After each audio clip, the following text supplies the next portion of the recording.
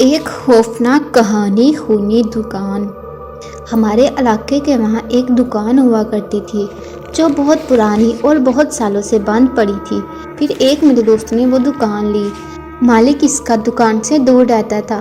میرے دوست نے اس دکان میں روٹیوں کا تندور کھولا۔ اس دکان کی یہ خاصیت تھی، وہ دکان شروع میں تو بہت اچھی طرح چلتی، پھر ایک دم کام سلو ہو جاتا تھا۔ میرے اس دوست نے وہ دکان اچانک چھوڑ دی۔ اس کا کہنا تھا کہ میں بہت پریشان ہو گیا تھا، اتنا زیادہ کام چلنے کے باوجود پیسے نظر نہیں آتے تھے۔ ایسا لگتا تھا جیسے کوئی پیسے نکالتا ہے، اور صبح جب میں یہ دکان کھولتا ہوں تو ایسا لگتا ہے کہ جیسے رات بھر کوئی یہاں ہوتا ہے۔ میں نے اس کی بات نہیں مانی اور اس کے بعد وہ دکان اور کافی لوگوں نے کھولی، پر 2 یا 3 مہینے میں ہی ہر کوئی وہ دکان خالی کر دیتا تھا۔ ہر کوئی یہ بھی کہتا تھا اس دکان میں سے پیسے غائب ہوتے ہیں، اور رات میں دکان بند ہونے کے بعد صبح ایسا لگتا تھا جیسے رات سے لے کر صبح تک پوری فیملی رہتی ہے۔ دکان کے حولے سے ایسا لگتا تھا سب چیزیں بکھری ہوئی۔ ہم 4 بھائی ہیں، میں تیسرے نمبر پر ہوں۔ میرا ایک بھائی ہے جو کہ کھانے بناتا ہے، مطلب شیف ہے، وہ جو کوکنگ کرتے ہیں، ماشاءاللہ سے بہت بڑے پیمانے پر کام کرتے ہیں۔ انہوں نے ایک دن مجھ سے کہا، یار آصف، وہ شہر والا پکوان سینٹر بہت دور پڑتا ہے، یہ جو اپنے یہاں دکان ہے وہ اوپن کر لیتے ہیں، گھر کے نزدیک ہو جائے گی۔ میں نے بھائی کو صاف منع کر دیا کہ نہیں، یہ دکان ٹھیک نہیں، بہت منع کیا، پر بھائی ان چیزوں پر یقین نہیں رکھتے تھے۔ میرے بہت منع کرنے کے باوجود بھائی نہیں مانے۔ ہم نے وہ دکان رینٹ پہ لے لی۔ شروع میں بہت اچھا کام چلا۔ کاؤنٹر پر میں خود بیٹھتا تھا اور بھائی کھانا بناتے، اور ہم نے 3 لڑکے اور رکھے۔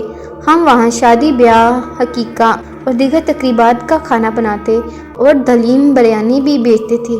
بہت اچھا کام چلا۔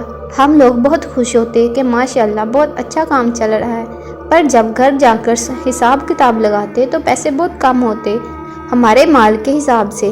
ہم لوگ بہت پریشان بھی رہتے تھے، لیکن باہر لوگ دیکھتے کہ بہت اچھا کام چل رہا ہے، پر ہم لوگ بہت پریشان ہو گئے تھے۔ ایسی حالت ہو جاتی تھی، کبھی کوئی بیمار، کبھی کوئی بیمار۔ 3-4 مہینے تک یہ چلتا رہا۔ ایک دن اچانک ایک لڑکے نے کام چھوڑ دیا، وہ بھاگ گیا، اور اس کو دیکھ کر دوسرا لڑکا بھی بھاگ گیا۔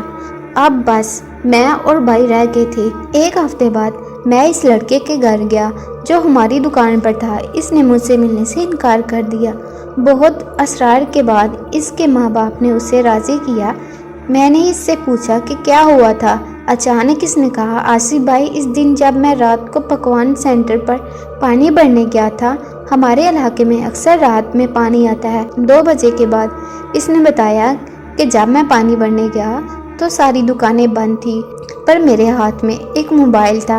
میں نے پکوان سینٹر کھولا اور آدھا شٹر گرا دیا، پانی کی مشین کھولی اور ہینڈ فری لگائی اور لیٹ گیا، اور میری آنکھ لگ گئی۔ اچانک میری آنکھ کھلی تو میں نے دیکھا کہ ایک لمبا سا آدمی، خوفناک شکل، اور 2 چھوٹے بچے، وہ بھی بہت خوفناک تھے، اور ایک عورت نماز چڑھیل میرے چاروں طرف کھڑے ہو گئے اور میرا گلا پکڑ لیا۔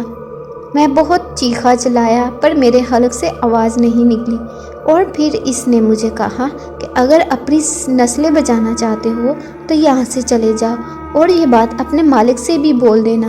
انہوں نے بہت برا مارا اور کہا، اس دکان میں میرا خون ہے، یہ میری دکان ہے، جس نے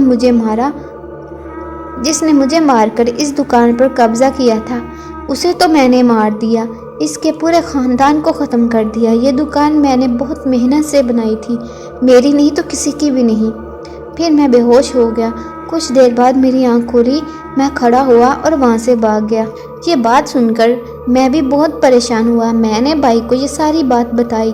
بھائی نے کہا، اتنا پیسہ لگا ہے اس پر، سامان سے ساری دکان بھری ہوئی ہے، ایک دم کیسے چھوڑیں، اس کا علاج کروائیں گے۔ پھر بھائی کے دوست ایک عالم تھے۔ ایک رات میں اور وہ عالم صاحب وہاں رکے یہ دیکھنے کے لیے کہ کیا ماجرا ہے۔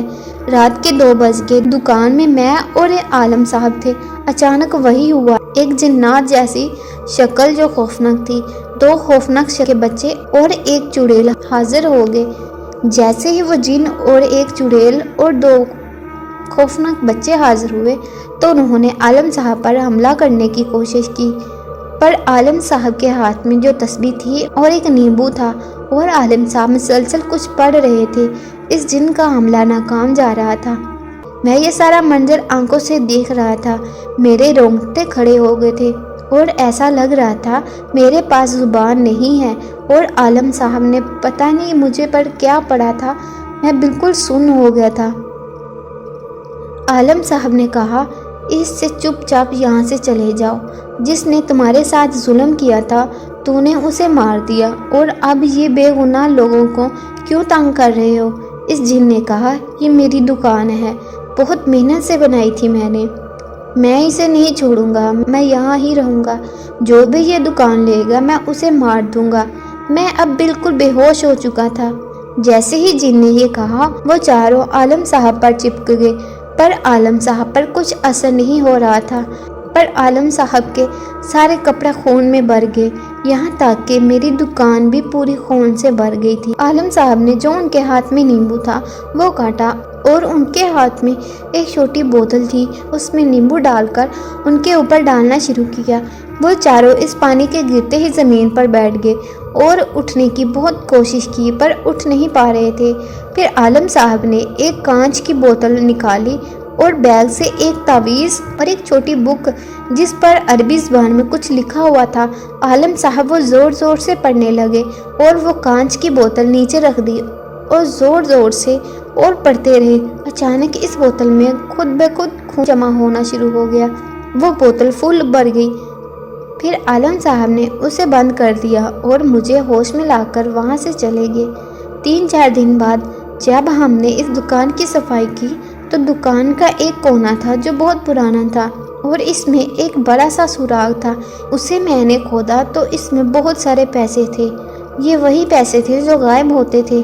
میں نے وہ سارے پیسے نکال کر عالم صاحب سے پوچھ کر اسے مسجد میں دے دیے۔